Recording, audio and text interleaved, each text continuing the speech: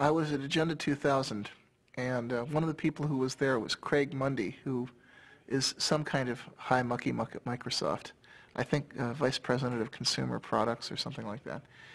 And I hadn't actually met him. I bumped into him at an elevator, and I looked at his badge and said, "Ah, I see you work for Microsoft." And he looked back at me and said, "Oh yeah, and what do you do?" And I thought he seemed just a sort of a tad dismissive. I mean, here's the archetypal, guy in a suit looking at a scruffy hacker. And so I gave him the 1,000-yard stare and said, "I'm your worst nightmare."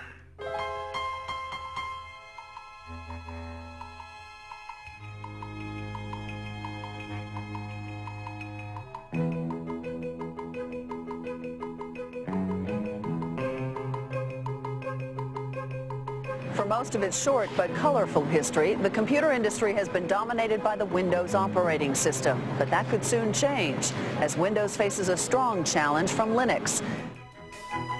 Silicon Valley has long been the place to develop new technology, start new companies, and get really rich. Now the Valley is the front line in a revolution fighting for that most politically incorrect of ideas, individual freedom. Day and night, a loose confederation of hackers and programmers zaps bits and pieces of computer code around the world as it builds the tools to set computer users free. Using open information and the free exchange of technology to achieve its goals, this revolution began in the 1980s with the free software movement and the GNU project, and now is most commonly associated with Linux and the open source movement. We do have one sector that is taking off today. It is the Linux-related sector. And I thought this might be a good opportunity to say, what is Linux?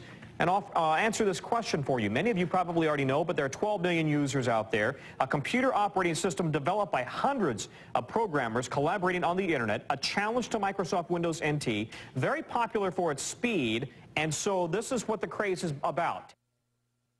To kind of explain what Linux is, you have to explain what an operating system is. And the thing about an operating system is that you're never ever supposed to see it, because nobody really uses an operating system. People use programs on their computer. And the only mission in life of an operating system is to help those programs run. So an operating system never does anything on its own. It's only waiting for the programs to ask for certain resources or ask for a certain file on the disk, or ask for the programs to connect them to the outside world. And then the operating system steps in and tries to make it easy for people to write programs.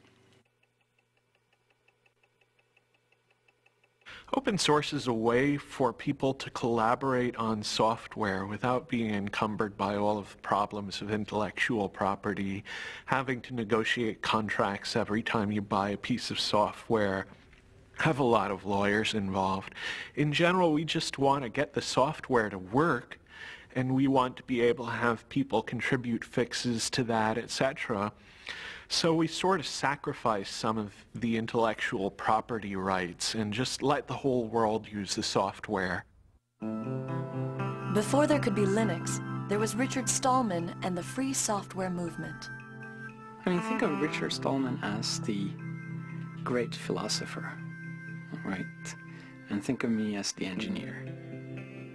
Richard Stallman is the founding father of the free software movement.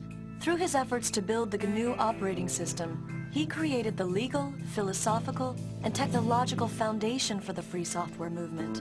Without these contributions, it's unlikely that Linux and open source would have evolved into their current forms today. I joined the MIT Artificial Intelligence Lab in 1971. I joined a thriving community of hackers, people who loved programming, loved exploring what they could do with computers, and they had developed a complete operating system, entirely written there. And I became one of the team that continued to improve the operating system, adding new capabilities. That was my job, and I loved it. We all loved it. That's why we were doing it. And we called our system the incompatible time-sharing system, which is an example of the playful spirit which defines a hacker. Hackers are people who enjoy playful cleverness. Well, it first started going wrong as the outside world started pressuring us to have passwords. We didn't have any passwords on our computer. And the reason was that the hackers who'd originally designed the system realized that passwords were a way that the administrators could control all the users. And they didn't want to build tools, you know, locks and keys for the administrators to control them. So they just didn't do it. They left that out. And we had the philosophy that whoever's sitting at the computer should be able to do whatever he wants, and somebody else who was there yesterday shouldn't be controlling what you do today. When they put passwords onto one of the machines at MIT, I and a bunch of other hackers didn't like it. I decided to try a subversive sort of hack. I figured out how to decode the passwords, so by looking at the database of encoded passwords, I could figure out what each person would actually type to log in. And so I sent messages to people saying, hello, I see that you've chosen the password mumble, or whatever it was. How about if you do as I do? Just type enter for your password. It's much shorter, much easier to type. And, of course, with this message, I was implicitly telling them that the security was really just a joke anyway. But in addition, I was letting them in on this hack. And eventually, a fifth of all the users on that computer joined me in using just enter as their passwords. Where did the ideas that led to what is now called open source, how did that begin? Who began that? Well, it actually began with the start of computers, because at that time, software was just passed around between people. And I think it was only like in the late 70s, early 80s, that people started really closing up their software and saying, no, you can never get a look at the source code. You can't change this software, even if it's necessary for you to fix it for your own application. And you can actually blame some of that on Microsoft. They were one of the real pioneers of the proprietary software model. In the mid-1970s, a group of hackers and computer hobbyists in Silicon Valley formed the Homebrew Computer Club. In the club's January 31st, 1976 newsletter, Bill Gates of the recently formed Microsoft wrote an open letter to the community where he made a point-by-point argument for the relatively new concept of proprietary software. Up to that point, the practice of computer users had been to freely pass around software with not much thought given to its ownership. Known as an open letter to hobbyists, Bill Gates writes, "To me, the most critical thing in the hobby market right now is the lack of good software courses, books, and software itself. Without good software and an owner who understands programming, a hobby computer is wasted. Will quality software be written for the hobby market?" Gates goes on to write, "The feedback we have gotten from the hundreds of people who say they are using BASIC has all been positive. Two surprising things are apparent, however. One, most of these users never bought BASIC, and two, the amount of royalties we have received from sales to hobbyists makes the time spent on Altair BASIC worth less than $2 an hour. Why is this?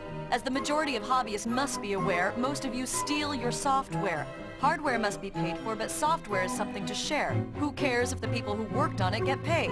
Is this fair? One thing you don't do by stealing software is get back at MITS for some problem you may have had. MITS doesn't make money selling software. One thing you do is prevent good software from being written. Who can afford to do professional work for nothing? What hobbyist can put 3-man years into programming, finding all bugs, documenting his product, and distribute it for free? The fact is, no one besides us has invested a lot of money in hobby software. What about the guys who resell Altair BASIC? Aren't they making money on hobby software? Yes, but those who have been reported to us may lose in the end. They are the ones who give hobbyists a bad name and should be kicked out of any club meeting they show up at. I would appreciate letters from anyone who wants to pay up or has a suggestion or comment. Signed, Bill Gates, General Partner, Microsoft." In the late 70s and early 1980s, Richard Stallman was doing artificial intelligence research and coding at the MIT Artificial Intelligence Lab. Richard had a number of negative experiences during that period which soured him on the whole idea of commercial software. Such as? Some code that he wanted to work on and wanted to fix was locked up, and he couldn't get the company that owned the code to let him fix it, even though it would have been to their advantage to do so. And that put me into a moral dilemma, you see, because to get one of the